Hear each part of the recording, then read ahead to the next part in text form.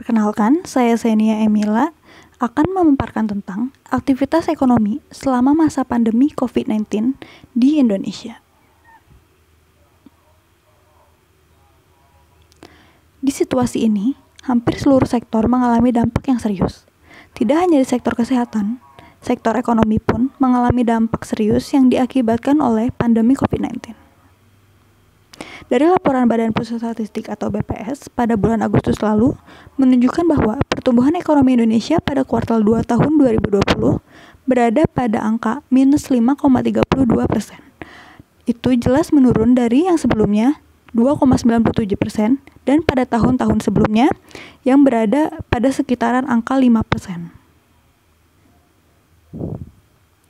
Dengan terhambatnya aktivitas ekonomi pada masa pandemi, membuat para pelaku usaha memutar otak untuk mencari solusi untuk menekan kerugian.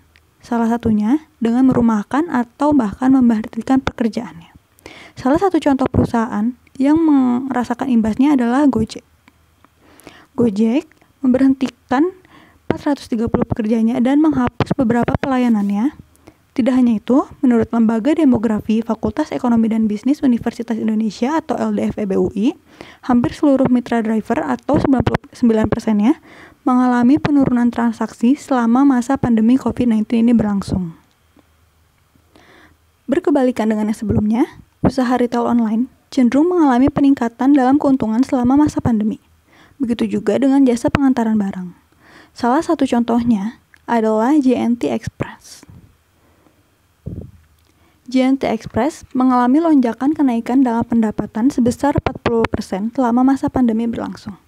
Hal ini dikarenakan oleh kondisi yang mengharuskan masyarakat untuk melakukan aktivitas dari dalam rumah. Fenomena ini sangat berpengaruh terhadap seluruh aktivitas ekonomi. Meskipun sudah disebutkan sebelumnya bahwa ada aktivitas sektor ekonomi yang mengalami peningkatan, tidak menutup kenyataan bahwa keadaan ekonomi sedang mengalami krisis, sebagaimana yang telah disebutkan juga sebelumnya bahwa pertumbuhan ekonomi Indonesia berada di angka minus 5,32%.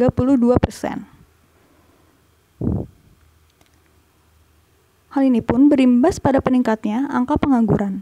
Menurut Menteri Perencanaan Pembangunan Nasional, jumlah angka pengangguran meningkat sebanyak 3,7 juta orang akibat pandemi. Hal ini dikarenakan oleh pemberhentian pekerja seperti yang telah disebutkan sebelumnya, juga sulitnya mencari pekerjaan bagi para fresh graduate. Salah satu cara yang bisa kita lakukan dalam menyikapi fenomena ini adalah terus melaksanakan aktivitas ekonomi untuk memperbaiki keadaan ekonomi sekarang ini. Bagaimana? Apa yang bisa kita lakukan adalah mendukung usaha mikro kecil menengah atau yang biasa disebut dengan UMKM dan membeli produk buatan dalam negeri untuk membantu perekonomian dalam negeri. Sekian pemaparan dari saya. Mohon maaf apabila ada kesalahan dalam muatan atau penyampaian. Terima kasih sudah menonton. Semoga bermanfaat. Wassalamualaikum warahmatullahi wabarakatuh.